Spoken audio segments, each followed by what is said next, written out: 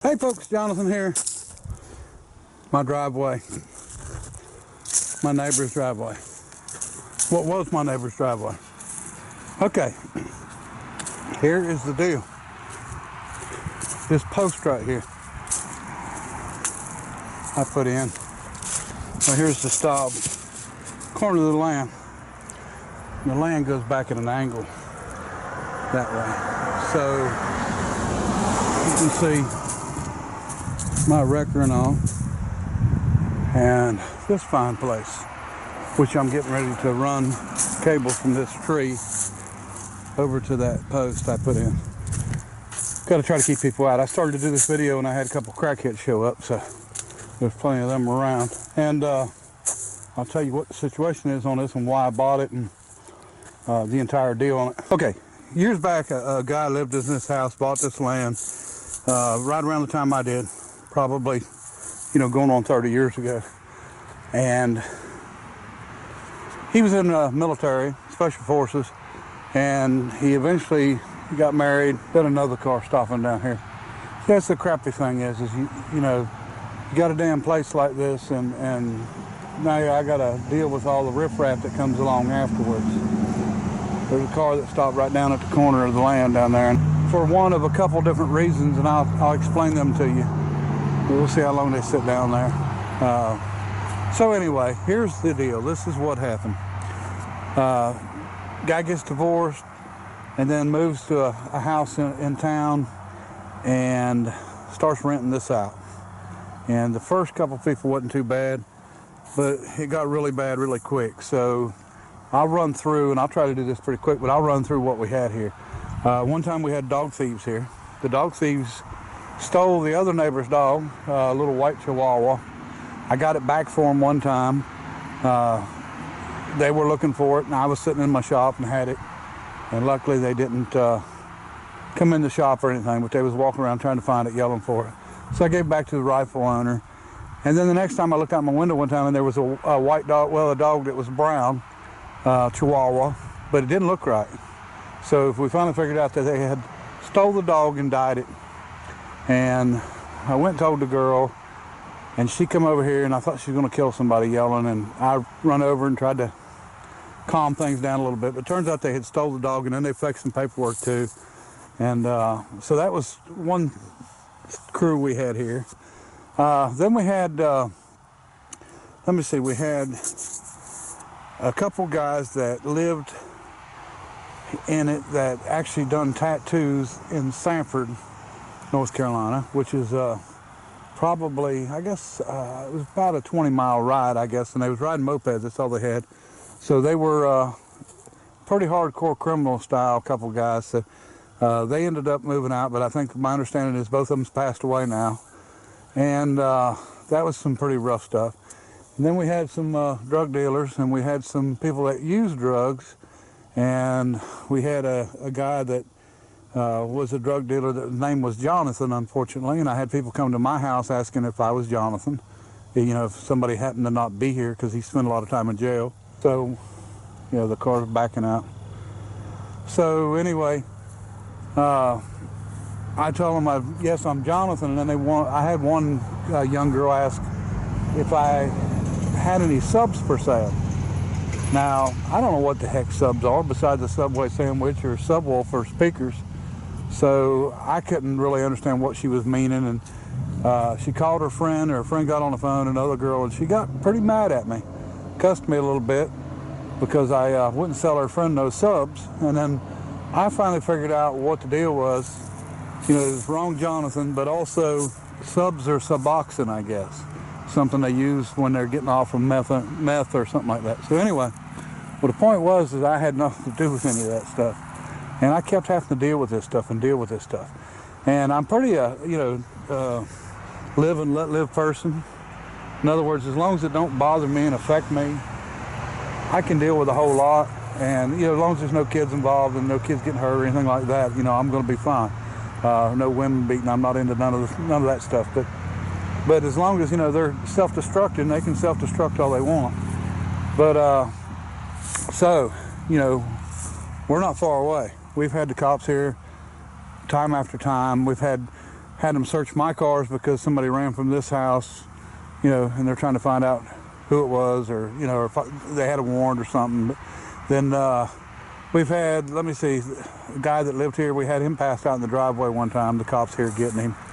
And, you know, I don't want to start any problems with any of the neighbors. You know, no matter what neighbor was there, when we had like one day rat rod build, I would go get them, invite them to come and eat.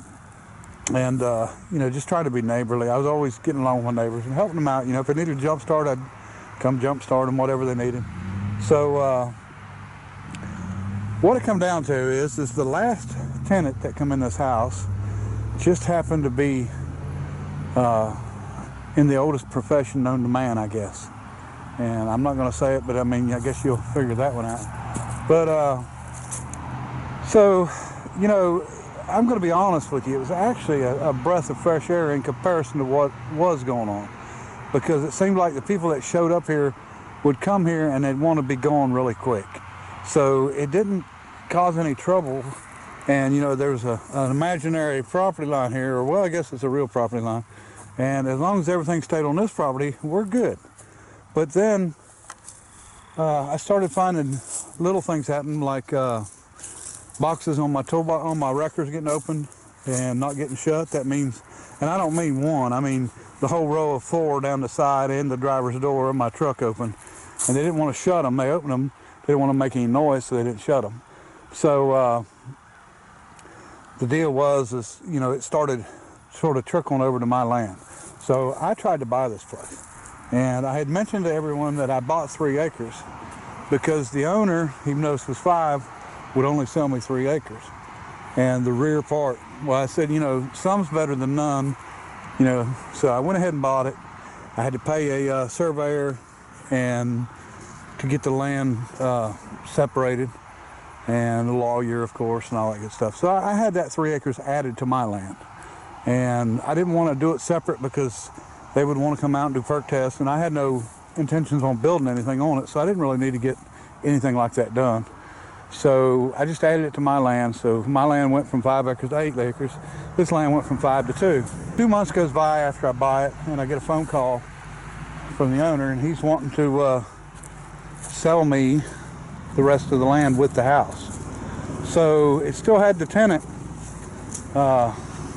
in it that was, I guess you could say, running her business from here. And so he had given her 30 days to get out. And that 30 days went just a little bit on to the time that, you know, we owned it, but it was no big deal. We wanted her gone. That was the important part. So we had some trouble. Let's just put it that way. We had no kind of agreement, no kind of lease, and he didn't either. It was just a 30-day thing. And I had actually spoke to the magistrate, and the magistrate said, well, come on down here and we'll do a criminal trespassing. Well, I'm not trying to get anybody arrested for anything, anybody in trouble for anything. I just, you know, kind of wanted them gone. So in the meantime, we was having trouble with, you know, people coming in and out and in and out. And what the straw that broke the camel's back for me, we are just through the woods right here. So it's not hard to tell what's going on over here or see what's going on. People coming in and out, you can see it from the window.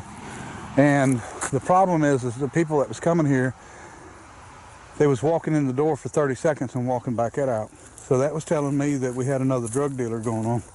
And I didn't need that. So we finally pushed at it and got it going, or got the person going. So here's what I had to do. Okay. My land don't go all the way to the road. There's a little strip here because the highway got moved. There's a little strip right here that is between my land and the highway that I don't own. The person that owns the land on the other side of the highway owns it. So it's legally not my land. But we had people using this as a driveway coming off of that. So I came over and I just grabbed enough stuff with my skid steer to block it off to get people to stop using this, because I don't believe in messing with somebody else's land. That is not my property. And as you can see, there's still trees on that property. There's not on this property. So That was the first thing I done, was block that out. Okay, so what it comes down to is after paying more money than what it was worth, and yeah, a bunch of aggravation, time, and trouble, I finally got the entire property, the entire 5 acres, just separate. So we've got a building here.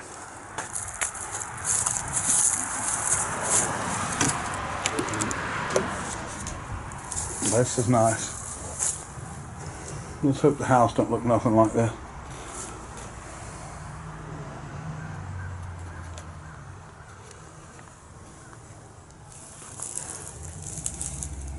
What a mess. Well, I thought it would be worse inside from the roof, but because I seen that, looks like just on the overhang. So at least we can fix the building. Don't look too bad. All right, let's go in the house, see what that looks like. And now we got to figure out whether this thing is worth fixing, or if we're gonna get rid of it, burn it down, get the fire department over here, do something. I don't know. This just don't look healthy or safe at all. I don't know what to do.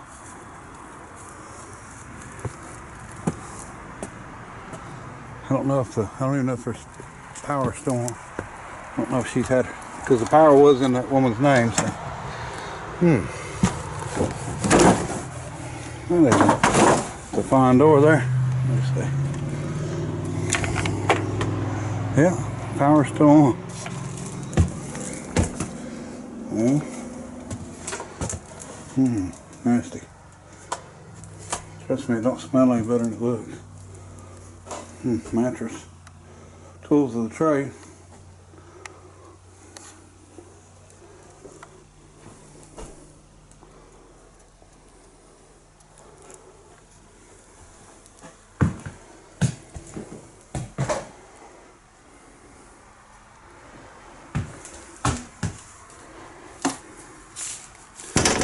There's glass in that window.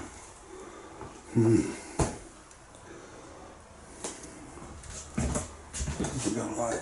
A little bit of a light. Major floor issues there. I don't want to step on it and then fall through.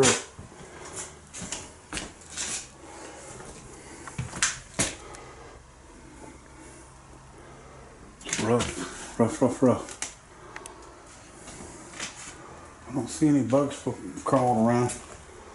It's the only good thing I can say. I don't see anything usable. Oh, should I open that? I guess there's power on, so I might want to see. Okay. Must be off. It could be the world's oldest side-by-side.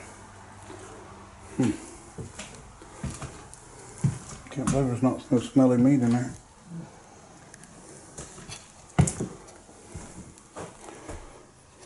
I wonder, must have had a rug or something right here. Look how nasty that carpet is.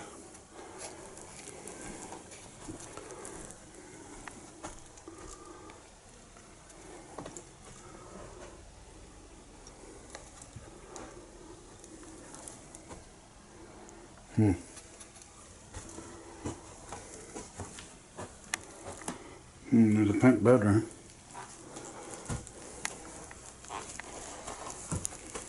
The carpet's watered up there, you know. I thought the floor was bad, but it's not.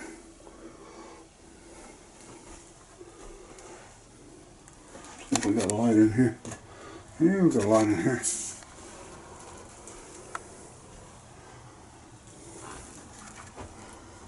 Close.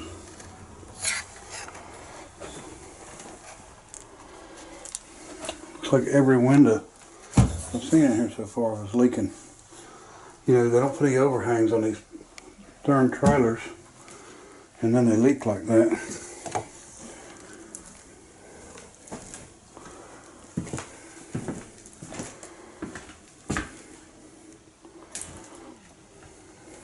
You know, it's actually a lot cleaner. So we didn't know how to do floor work, but it's actually a lot cleaner than what I thought it would be.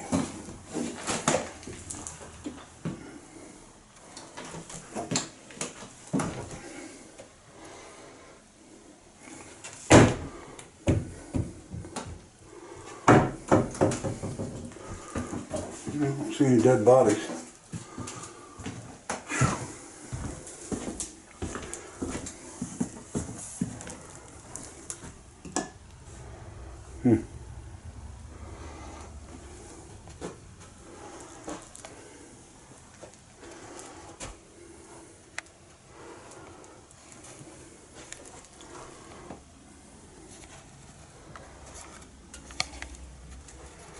Well,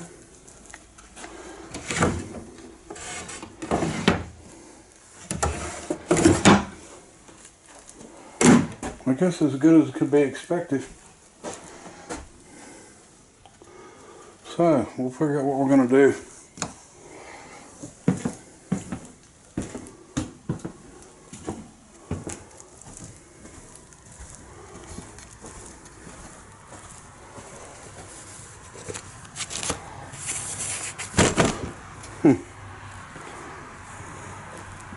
Yeah, windows all taped up.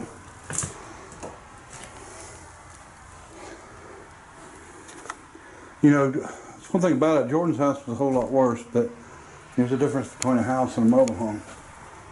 So, somebody putting their fist through the walls.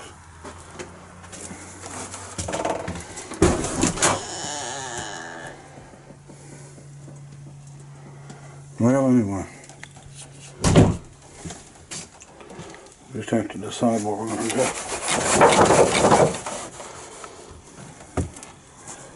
Definitely need to do door. Alright, so I guess if you want to get rid of crime, that's one way of doing it. Just buy the place. It can get expensive, but it's so nice that they're gone. Nice burn pile here. What a mess. Yeah, they burning close enough to the house to warp the underpinning. That's smart.